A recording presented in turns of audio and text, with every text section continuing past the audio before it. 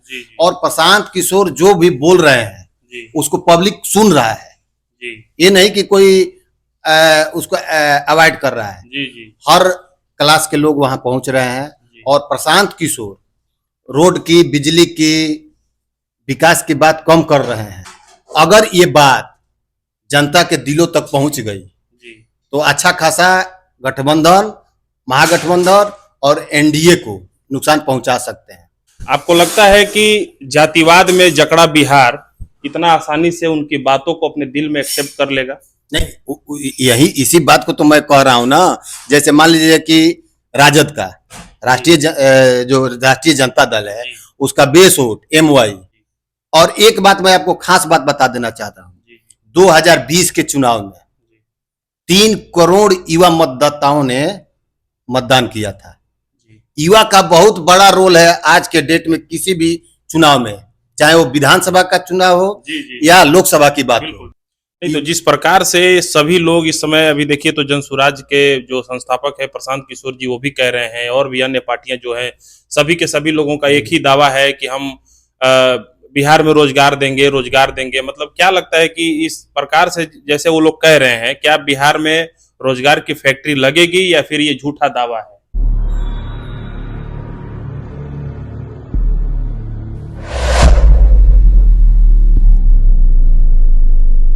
नमस्कार मित्रों, आप सभी का स्वागत है हमारे चैनल अभिषेक एस ब्लॉग में। और फिर हम आप सबके बीच एक बार आ गए हैं बिहार विधानसभा चुनाव को लेकर के। और अभी बीच में हम लोगों ने थोड़ा वीडियो हमारा नहीं आया था, कुछ कारण की वजह से हम लोग नहीं बना पाए थे, लेट हो गया है। और इस दौरान हमारे कई मित्रों का फोन मैसेज भी आया कि आप लोगों का कुछ चर्चा नहीं आ रहा है। तो अभी हमारे साथ हमारे मित्र और सहयोगी अभिषेक तिवारी जी जुड़े हैं और हम बिहार विधानसभा चुनाव पर कुछ चर्चा करने बैठे हैं। तो सबसे पहले आपका स्वागत है हमारे चैनल अभिषेक इस ब्लॉग में। आपका भी बहुत बहुत धन्यवाद। और आपके चैनल के माध्यम से जितने भी आपके श्रोता हैं उनको हमारे तरफ से प्रणाम है, नमस्कार है, उनका चंदन बंदन अभिनंदन है। बिहार विधानसभा चुनाव अभी जोर शोर से प्रचार प्रसार चल रहा है और इसमें एक नई पार्टी का गठन हुआ है जिसमें प्रशांत किशोर जी ने एक पार्टी बनाया, जनसुराज। तो हमारा सवाल है कि जनसुराज जिस प्रकार से अपने चुनाव रणनीतियों को लेकर के चल रहे हैं, तो चुनाव मैदान में उतरे हैं, प्रचार प्रसार बहुत जोर शोर से चल रहे हैं, बड़ी बड़ी दावा कर रहे हैं, हालांकि रणनीतिकार बताए जाते हैं, ये सारा लोग जानते भी हैं। तो मेरा आपसे सवाल है कि प्रशांत किशोर जी किसको डैमेज कर रहे हैं, एनडीए को कर रहे हैं या महागठबंधन को कर रहे हैं? जी देखिए, आपका जो सवाल है बहुत ही अच्छा सवाल है। बिहार विधानसभा की सरगर्मी बहुत धीरे धीरे अपना तेजी पर पहुंच रहा है। अक्टूबर नवंबर में संभवतः चुनाव होगा। अगस्त तक मान के चलिए कि अगस्त सितंबर में आचार संहिता लागू हो जाएगी। बिहार बदलाव यात्रा को लेकर के पिछले महीनों दिन से प्रशांत किशोर पूरे बिहार के विधानसभा का दौरा कर रहे हैं। देखिए, जो आप बोले कि किसको लॉस करेंगे, प्रशांत किशोर एनडीए को करेंगे या महागठबंधन को? देखिए, प्रशांत किशोर की जो पार्टी है जनसुराज, उसका कोई बेस वोट नहीं है। जैसे हर पार्टी का, मान लीजिए राजद का, कांग्रेस का, हर पार्टी का अपना कुछ ना कुछ बेस वोट है। एनडीए में भी भाजपा है, जदयू है, हम है, आपका रामविलास लोजपा है, उन लोग का अपना अपना बेस वोट है। रह गई बात वोट काटने की, आजकल आप भी देख रहे हैं, हम भी देख रहे हैं, सब सोशल मीडिया के माध्यम से सब लोग देख रहे हैं। और जो लोग उनकी सभा में जा रहे हैं प्रशांत किशोर जी के, अच्छा खासा भीड़ हो रहा है। पहले उतना भीड़ नहीं होता था, धीरे धीरे भीड़ बढ़ रहा है। और प्रशांत किशोर जो भी बोल रहे हैं उसको पब्लिक सुन रहा है। ये नहीं कि कोई उसको अवॉइड कर रहा है। हर क्लास के लोग वहां पहुंच रहे हैं और प्रशांत किशोर रोड की, बिजली की, विकास की बात कम कर रहे हैं, व्यक्तिगत मुद्दा पर चोट कर रहे हैं जो हर जनता के दिल से जुटा हुआ मुद्दा है। मान लीजिए आपका अपने बेटे के रोजगार के लिए वोट मांग रहे हैं, आपके बच्चों के पढ़ाई के लिए वोट मांग रहे हैं। वो कह रहे हैं कि सिर्फ एक बार अपने बच्चों के लिए, अपने बच्चों के भविष्य के लिए, रोजगार के लिए, पलायन रोकने के लिए और शिक्षा के लिए एक बार आप लोग वोट दीजिए। पूरा बिहार के लोगों ने मोदी जी को सिलेंडर के लिए, अनाज के लिए वोट दिया तो मिल रहा है। लालू जी को सामाजिक न्याय के लिए दिया तो लालू जी ने सामाजिक न्याय दिलाया। नीतीश जी को बिजली के लिए, पानी के लिए आप लोग सरकार वोट दिए तो आप लोग को मिला। कभी भी आप लोग अपने बच्चों के लिए मतदान नहीं किए। उस स्थिति में अगर ये बात जनता के दिलों तक पहुंच गई तो अच्छा खासा गठबंधन, महागठबंधन और एनडीए को नुकसान पहुंचा सकते हैं। फिलहाल अगर देखा जाए जो उनका कोई बेस वोट नहीं है, जनसुराज का नई पार्टी है, जनसुराज का कोई बेस वोट नहीं है, अगर उस आधार पर देखते हैं तो उतना नुकसान नहीं पहुंचाएंगे। अगर उनकी बात जनता के दिलों में घुस गई, बैठ गई तो उसका खमजियाना जदयू को और महागठबंधन को भुगतना पड़ेगा। ठीक, आपको लगता है कि जातिवाद में जकड़ा बिहार इतना आसानी से उनकी बातों को अपने दिल में एक्सेप्ट कर लेगा? नहीं, यही इसी बात को तो मैं कह रहा हूं ना। जैसे मान लीजिए कि राजद का जो राष्ट्रीय जनता दल है उसका बेस वोट MY मुस्लिम और यादव, जिसका बिहार में 17% मुस्लिम और 15% लगभग यादव, 17 और 15 को जोड़िए तो 32% ये उनका बेस वोट है। जो उसके बाद वो दलित पर भी प्रभाव डाल रहे हैं। दलित के नेता महागठबंधन एनडीए में ये तांत्रिक गठबंधन है, उसमें ये तो रामविलास पासवान यूथ नेता है, उनके लड़का चिराग पासवान जी, जो कि दलित के मसीहा हैं। दलित का बड़ा चेहरा जीतन राम मांझी, दलित का परसेंटेज बिहार में 18% दलित है। और एक बात मैं आपको खास बात बता देना चाहता हूं, 2020 के चुनाव में 3 करोड़ युवा मतदाताओं ने मतदान किया था। युवा का बहुत बड़ा रोल है आज के डेट में किसी भी चुनाव में, चाहे वो विधानसभा का चुनाव हो या लोकसभा की बात हो। 2025 जो चुनाव विधानसभा होने जा रहा है, इसमें बिहार के 4 करोड़ युवा मतदाता, और वो जैसे कि प्रशांत किशोर बार बार पलायन की बात कर रहे हैं, पलायन में कौन है? बिहार का युवा है। नहीं तो जिस प्रकार से सभी लोग इस समय, अभी देखिए तो जनसुराज के जो संस्थापक है प्रशांत किशोर जी, वो भी कह रहे हैं, और भी अन्य पार्टियां जो हैं, सभी के सभी लोगों का एक ही दावा है कि हम बिहार में रोजगार देंगे। मतलब क्या लगता है कि इस प्रकार से जैसे वो लोग कह रहे हैं, क्या बिहार में रोजगार की फैक्ट्री लगेगी या फिर ये झूठा दावा है? नहीं, रोजगार, प्रशांत किशोर रोजगार की बात नहीं बोल रहे हैं, फैक्ट्री की बात तो नहीं बोल रहे, रोजगार का बात बोल रहे हैं, फैक्ट्री का बात नहीं बोल रहे हैं। ये बोल रहे हैं कि हर युवाओं को, जो युवा यहाँ से पलायन करते हैं, उनको 10-12 हजार का यहीं पर कमाने खाने का व्यवस्था किया जाएगा। उसका मतलब ये नहीं है कि वो फैक्ट्री लगा के देंगे। हो सकता है कि वो उनको उद्योग करने के लिए पैसा दें, पूंजी का व्यवस्था करें।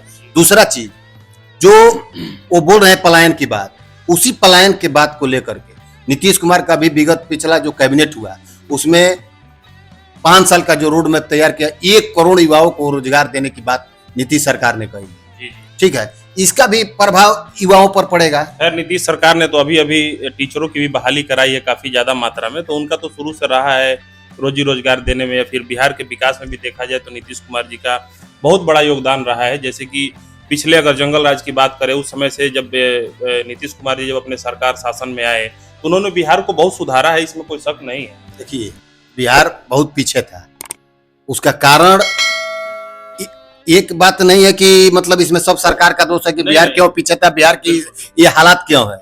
उसमें कहीं ना कहीं बिहार के मतदाताओं ने, बिहार के नागरिकों ने अस्थायी सरकार नहीं दिया। एक 5 साल में 2 मुख्यमंत्री, कभी राष्ट्रपति शासन लागू हुआ, तो इसके जिम्मेवार केवल राजनीतिक पार्टियां नहीं है। दूसरा चीज, बिहार जातिवाद का घोर शिकार हुआ है। जाति का लालच दे करके जातियों का शोषण किया गया है पार्टियों के द्वारा।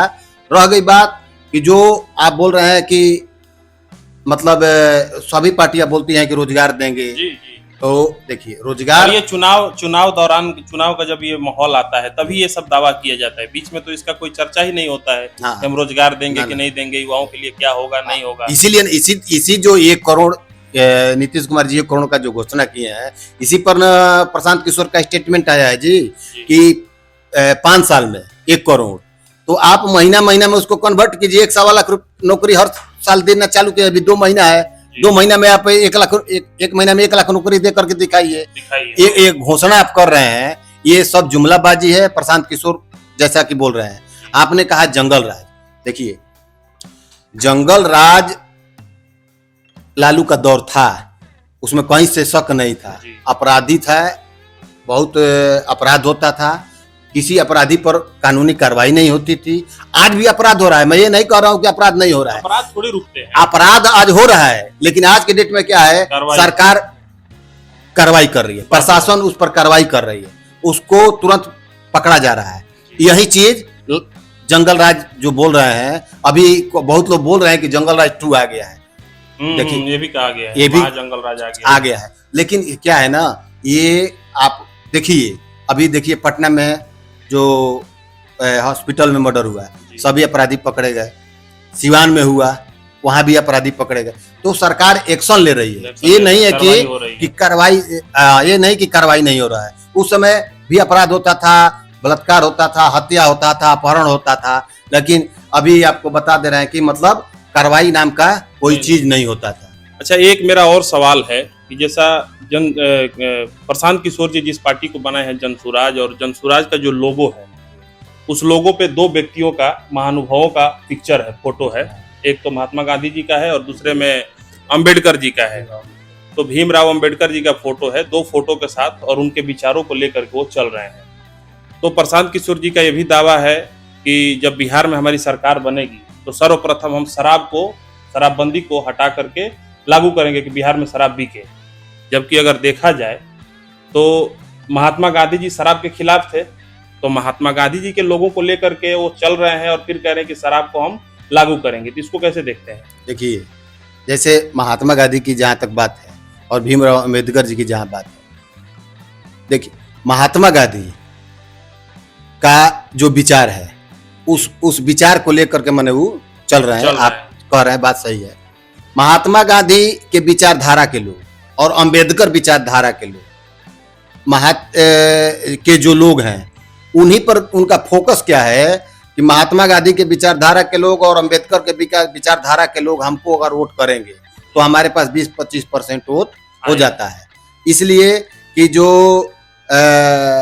एनडीए के राष्ट्रवादी विचारधारा के लोग हैं, जनतांत्रिक गठबंधन में, और जो सामाजिक न्याय के विचारधारा के लोग हैं, वो लालू के गठबंधन में, महागठबंधन में, और महात्मा गांधी के विचारधारा और अंबेडकर के विचारधारा पर राजनीति करने वाला पार्टी अभी फिलहाल उतना एक्टिव कोई बिहार में नहीं है।